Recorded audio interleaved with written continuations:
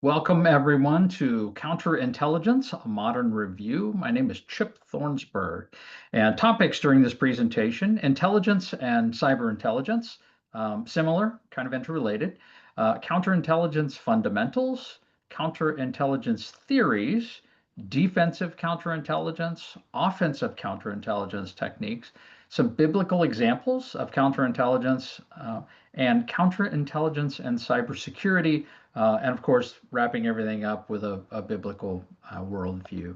So Prudence starts off our text discussing the intelligence quadrangle.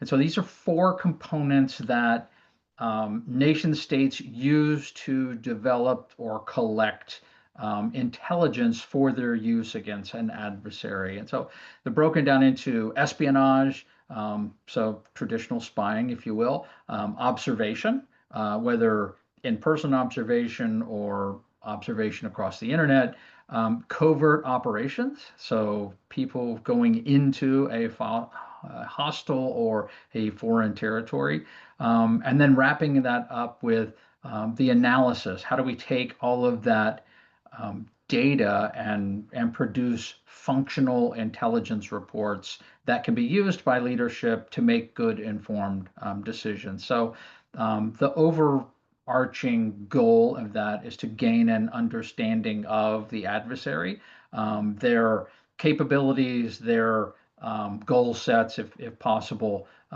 so that we can turn around and attempt to thwart those activities. So cyber intelligence is a similar term. It's fairly broad. Cyber intelligence is gathering, analyzing, and interpreting data,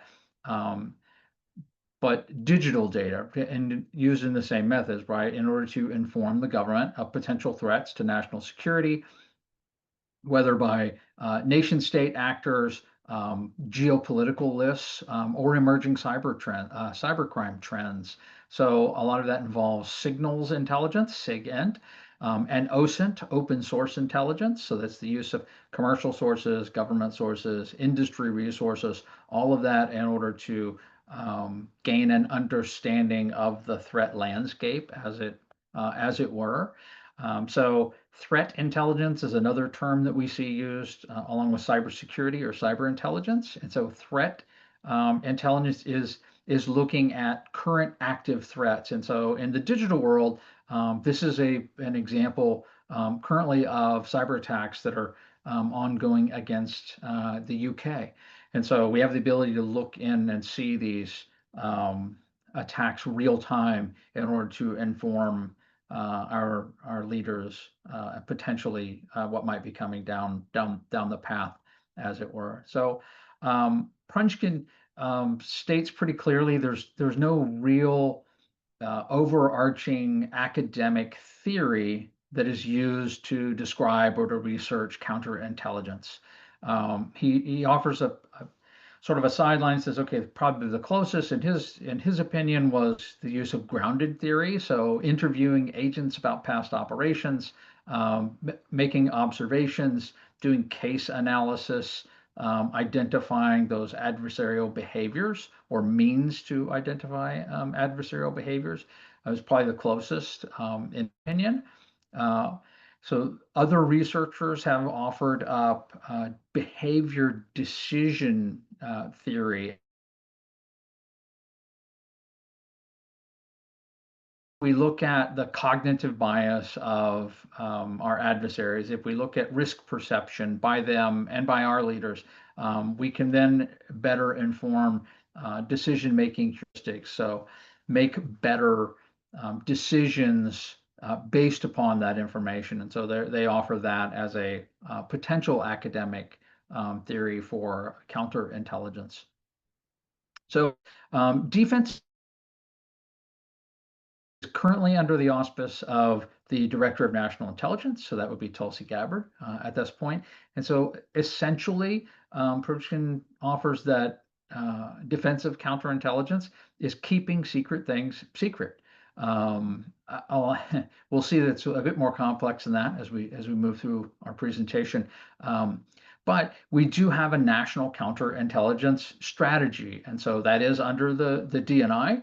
And that strategy says that their goal is to counter the intelligence collection efforts by Russia, China, Iran, and North Korea, and to detect, deter, and neutralize hostile intelligence threats to the US. So that is our national counterintelligence strategy statement. So as we develop or we plan for counterintelligence, it is important that we prioritize our resources. Unlike Jurassic Park, we don't have unlimited unlimited funds in order to do these operations. And so Prunskin offers us a mathematical model that can be used.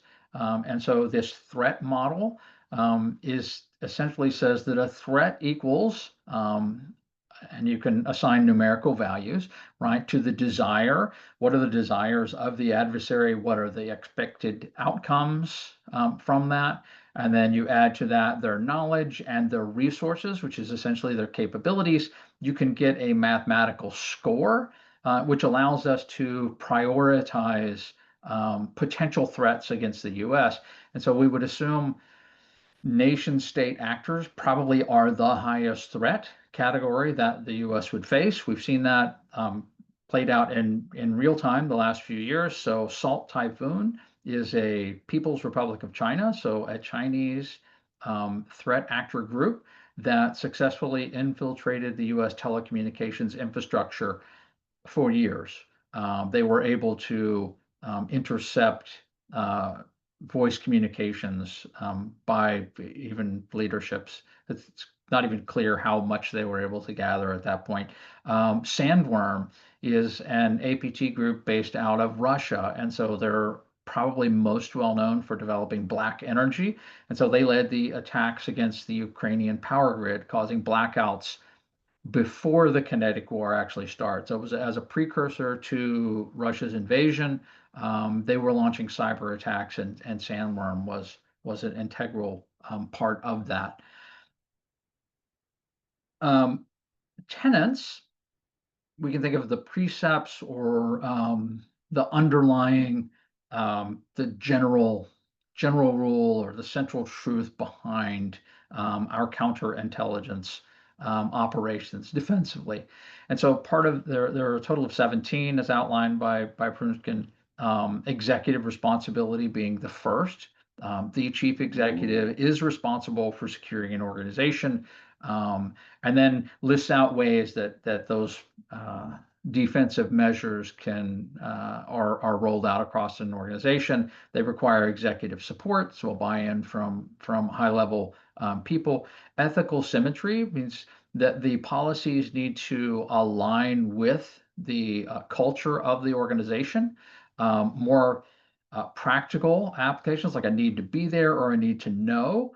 Does this person need to have access to this classified information? Do they even have a need to be inside of that building or inside of that room or that portion of a building? We see that implemented in criminal justice information systems. So if you're CJIS qualified, if you're familiar with that, the FBI mandates only authorized people have access to criminal justice information. It's very confidential stuff. So um, there's also more practical and counter reconnaissance, so actively trying to thwart reconnaissance efforts, developing realistic policies, a synergistic approach between other organizations, internal or external, early detection, defense in depth, core hardening. Those are concepts we see a lot in cybersecurity. Delineating and prioritizing. So, what do we need to protect? What's the most important things to protect, and how do we do that?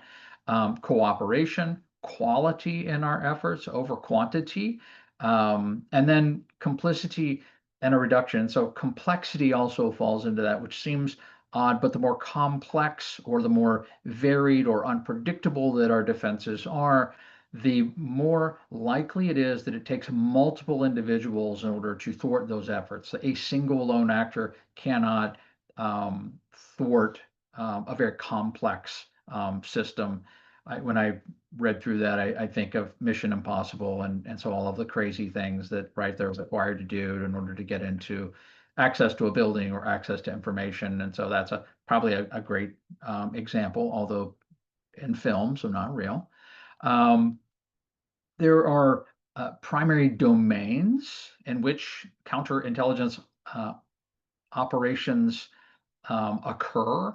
One of the most important, often overlooked for some reason, is the physical security of the building. So using barricades and bollards and fencing and CCTV, security lighting and guards. And so that is a picture of Fort Knox. And so we think of being a secure building, and we use that as a term, right? As secure as Fort Knox. And so that they have invested heavily in the physical security of that organization. Personnel security is also incredibly important. So people can be insider threats is always a danger. And so if someone were to become compromised, if they were to decide to leak information or sell information to an adversary, personnel security should step in and try and prevent some of those things. So doing extensive background checks, financial histories on not just applicants, but current hires, people currently working, conducting interviews, again, not just with that individual, but with people in their social influence, their neighbors. We see that in criminal justice. If you've worked in that and gone through a background history, you might be familiar with that. And then the use of polygraphs, randomly or annually, depending upon the security clearances that are granted to that individual. Information security is another domain. So information security, InfoSec, we attribute that to the digital realm, but it actually includes all documents and things that are printed out, books, whatever records that might allow an adversary to gain an insight into our operations. So protecting the documents through classification systems like the top secret, compartmentalized classifications of the documents. And then the traffic light protocol is another example of this. And so where the release of information is color coded to make it very easy for a worker to look at something and go, oh, wait, this is red. It's not, should not be released beyond this certain amount of people, or it certainly shouldn't be released outside of the organization, all the way down to white, which is, hey, this has been cleared and this can go out in a press release if need be. The final domain for counterintelligence is communication security, ComSec. So communications have changed drastically over the last 20 years or so. Having encrypted satellite communications is nearly essential. Um, our voice over IP systems run across the open internet. They run across our telecommunications providers. We just talked about Salt Typhoon and what a problem that is. And so we use things like encrypting our communication or using apps that would encrypt our communications. Recent scandals or certainly news articles about the use of Signal. And so here is an end-to-end encrypted communications platform or application that can run on a cell phone. This was used to counteract the presence of Salt Typhoon, Chinese nation state actors, right? They were inside of the telecommunications infrastructure. And so, right or wrong, that was a choice that was made. So it is important, certainly.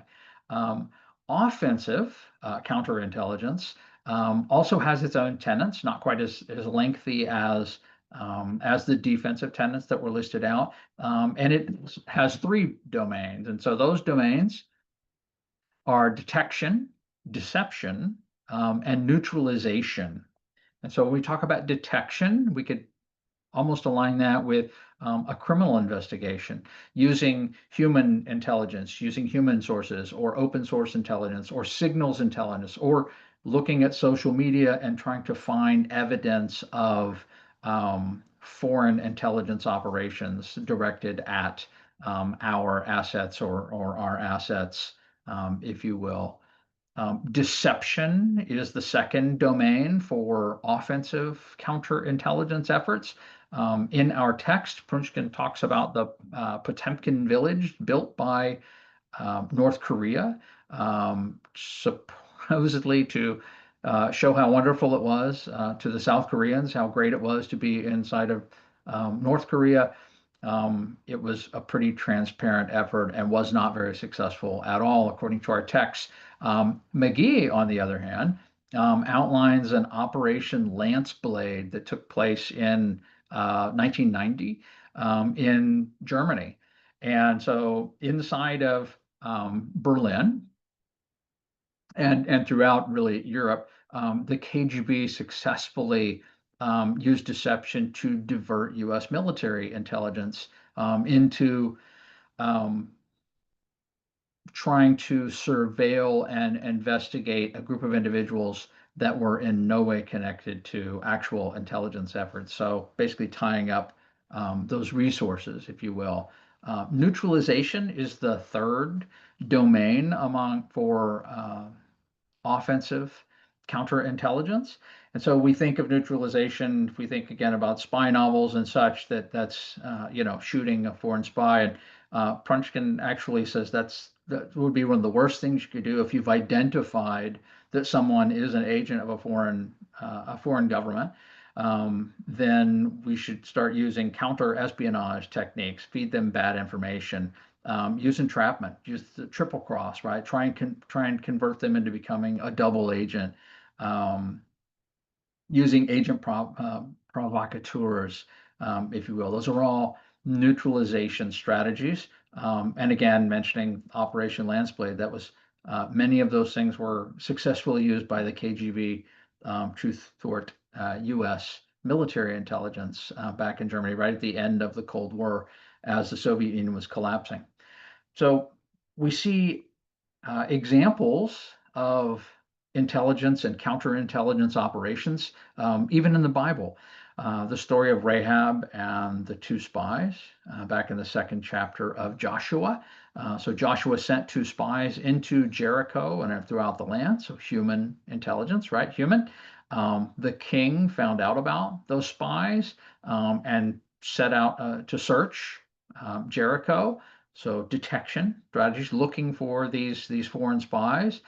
Rahab hid them on the rooftop, right? So deception, and then helped them to escape by lowering them down outside of the wall. Neutralization, neutralize the king's counterintelligence operations there. So it's a great example of the use of intelligence and counterintelligence from a Bible story. Cybersecurity, as I mentioned earlier, is really closely related to intelligence and counterintelligence operations. So in cybersecurity, we have something called the CIA triad, not related to the Central Intelligence Agency, but confidentiality, integrity, and availability or accessibility, depending on which way it's listed. So confidentiality, keeping protected data safe, making sure that it's not leaked or compromised in some way. Integrity, protecting that data from being changed or altered that might mislead people. And then the final component, availability, making sure that that data is accessible to authorized users. So if someone needs that information to do their job or to make good decisions, then we want to make sure that that's available to them whenever they need it. So that's the third leg of the CIA triangle. Social media, the last 10 years has become a huge element of counterintelligence and intelligence efforts. Um, Open source intelligence is almost synonymous with monitoring of social media platforms and feeds, but also that would include news reports, watching academic papers. And so by um, collecting data from all of those different sources, we're often can create a pretty complex picture of an individual or of an organization and their behaviors and their goals and their MO, their modes of operation, if you will. So that's all great uses for social media monitoring and open source intelligence. Emerging threats. We've heard the terms misinformation and disinformation used quite routinely these days, and those certainly are threats, but more important, particularly with the rise of AI, is social media manipulation. Um, Deep fakes are becoming easier and easier to put together. And so if we take and think about the goals, if a country has a goal to pull off a regime change, right? So a change in leadership, a change in direction for a country. In the past, you would put together an army and you would march over and try and physically make that happen. Or maybe you sent in covert operatives in order to do targeted assassinations. But nowadays, it's much easier to practice cyber subversion. Patterson and Hanley did a great paper on that. And so this is basically using our espionage capabilities, our intelligence or counterintelligence capabilities, and using them across social media platforms. Um, it, Using social media to manipulate the population of a foreign country um, raises some pretty serious ethical concerns. Leveringhouse is one warns that hey, these same techniques that you're using, one, they're the same techniques that a dictator uses to keep control of his populations. That's the first thing. And then at what point is it okay for you to try and manipulate a foreign population? Because if it is happening in a foreign population, it's also highly likely that manipulation is being attempted against the US population to influence policies and behaviors as well. And I think if you pay attention at all, we've seen examples of that. So thinking about intelligence and counterintelligence from a Christian worldview, Jesus in Matthew sent out his followers, I'm sending you out like sheep among wolves, therefore be as shrewd as snakes and as innocent as doves. And so we need to understand that we should operate on a better moral platform than others, but the world is not a nice place. There are wolves, there are bad people out there who wish to do us harm. And then Proverbs, of course, the prudent see danger and take refuge, but the simple keep going and pay the penalty. And so hopefully we recognize the intelligence efforts of foreign adversaries and we turn around and develop our own counterintelligence capabilities in order to thwart those and continue to protect the United States and our entrances. And so references,